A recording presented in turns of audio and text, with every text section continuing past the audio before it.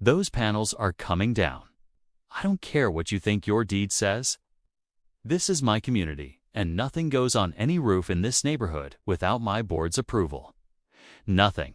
I am not a member of your HOA. You have no jurisdiction over my property. I don't need jurisdiction. I need compliance.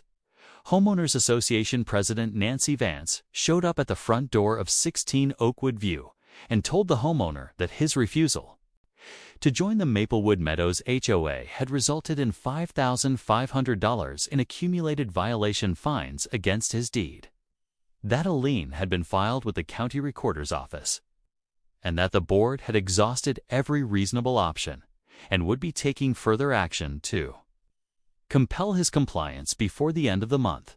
She said further action like it was a standard administrative procedure.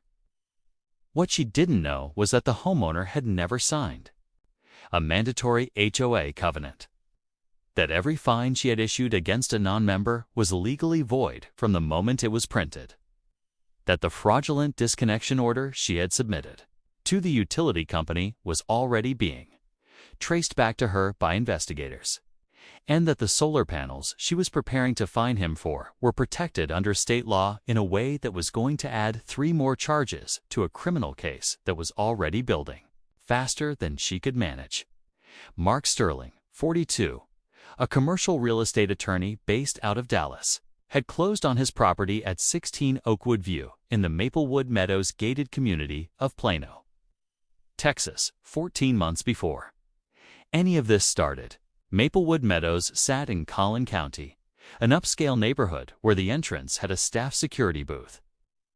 The home started at over $1 million, and the tree-lined streets gave the impression of a community that ran itself on professionalism and mutual respect.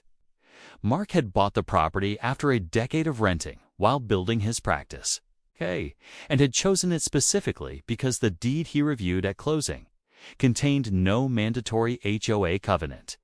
He was a real estate attorney. He read every page of every document before he signed anything. The absence of a mandatory covenant was not an oversight. It was a factor in his decision to buy. He received the first HOA welcome packet in his mailbox 3 weeks after moving in. It included a membership application, a schedule of annual dues, and a letter from Nancy Vance, introducing herself as HOA president of Maplewood Meadows and expressing her expectation that he would complete and return the application within 30 days. Mark set the packet on his kitchen counter, pulled out his closing documents, confirmed once again that his deed contained no mandatory membership obligation, and drafted a polite but unambiguous reply explaining that he would not be joining the HOA and had no legal obligation to do so. Nancy Vance, 55, had been HOA president of Maplewood Meadows for 9 consecutive years and had never once encountered a homeowner who had read their own deed carefully enough to decline membership on legal grounds. She had assumed Mark's refusal was ignorance or arrogance and had responded to his letter with a second membership application and a note explaining that participation was expected of all residents in the community.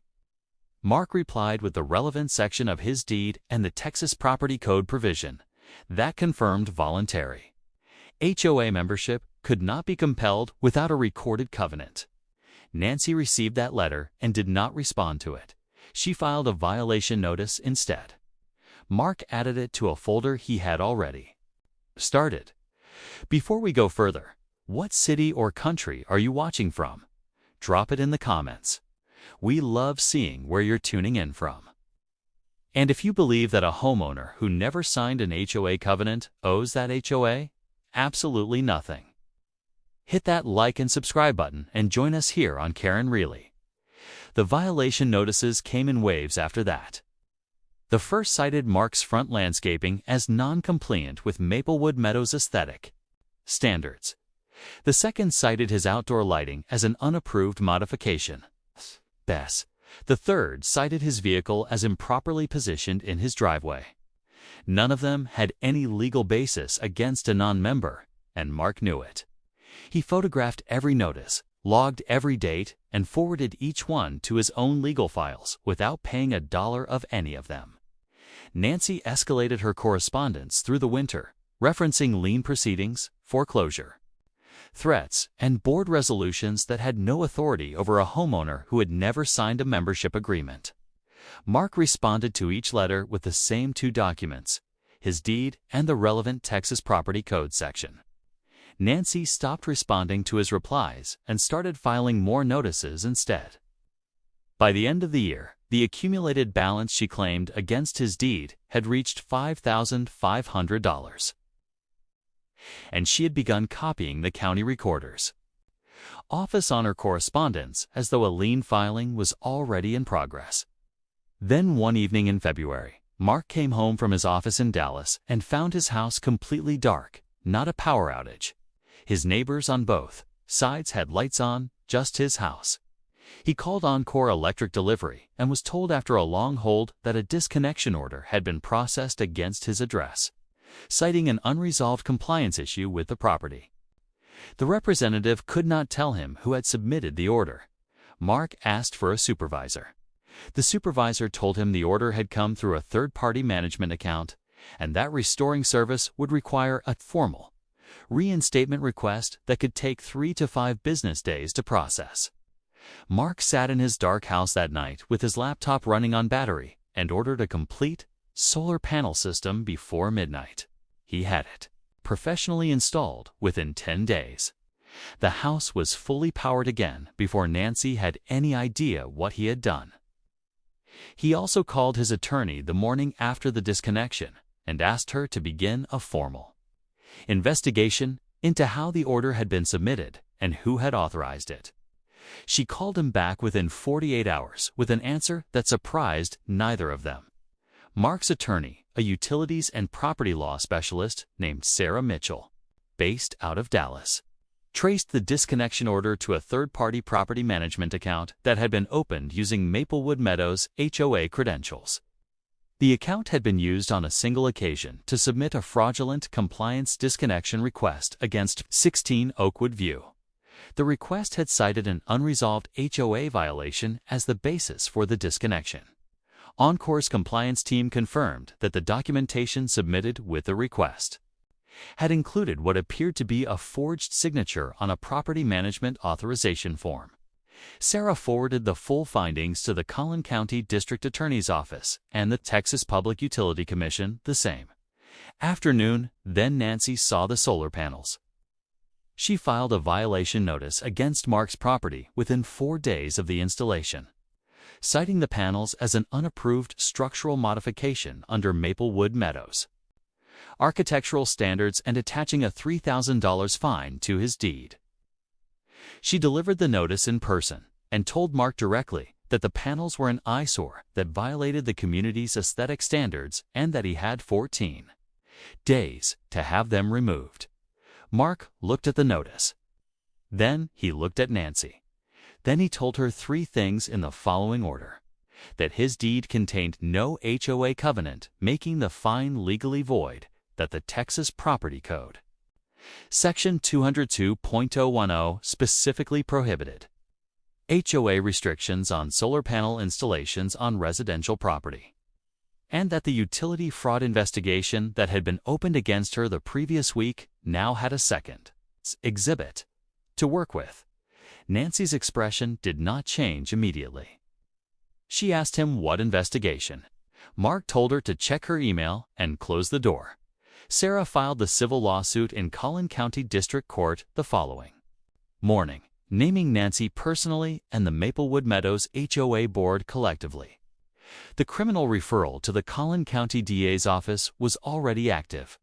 Encore Electric had frozen the third-party management account and was cooperating fully with investigators. The forged authorization form had Nancy's fingerprints on it in more ways than one. The Collin County District Attorney's Office filed criminal charges against Nancy Vance on 3 counts: utility fraud under Texas Penal Code 31.04, forgery of a legal document under Texas Penal Code 32.21, and fraudulent use of a third-party management account to obtain services under false pretenses. Each count carried its own sentencing range. And the combination of all three put her facing consequences that no HOA title in Collin County had ever protected anyone from. She hired a criminal defense attorney the same week the charges were filed. The retainer cost her $28,000. The civil lawsuit Sarah had filed in Collin County District. Court moved quickly, given the strength of the evidence. Every violation notice Nancy had issued against Mark's deed was declared legally void, confirmed by the court as unenforceable against a homeowner with no mandatory HOA covenant. The solar panel fine was dismissed under Texas Property Code Section 202.010 in a single hearing that lasted less than 20 minutes. The fraudulent disconnection was addressed separately as the most serious element of the civil claim. The court found that Nancy had deliberately interfered with Mark's utility service through forged documentation and awarded damages that covered the cost of the solar installation, his legal fees, and additional compensation for the sustained harassment campaign she had conducted against a non-member homeowner for over a year. The Maplewood Meadows HOA board removed Nancy from the presidency unanimously the day after the criminal charges were filed. They commissioned a full audit of every enforcement action she had taken during her 9-year tenure, and the audit found 11 other non-member homeowners in the subdivision who had received violation notices from Nancy. Despite having no mandatory covenant in their deeds, every one of those notices was declared void. Several of those homeowners filed their own legal actions in the months that followed. Nancy Vance entered a guilty plea on the utility fraud charge 8 months after the indictment and was sentenced to 2 years probation, significant financial restitution, and a permanent ban from serving in any HOA. Leadership role in the state of Texas. Mark Sterling kept the solar panels.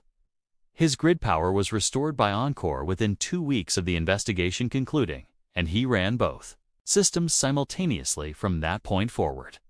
His electricity bill dropped to almost nothing. He never joined the HOA. If this story reminded you that reading your deed before you sign it is one of the most powerful things a homeowner can ever do, share this video with someone who needs to hear it today. And if you have ever been targeted by an HOA that had no legal authority over your property and did it anyway, drop your story in the comments, because that story belongs on this channel. See you on the next one, right here on Karen Really.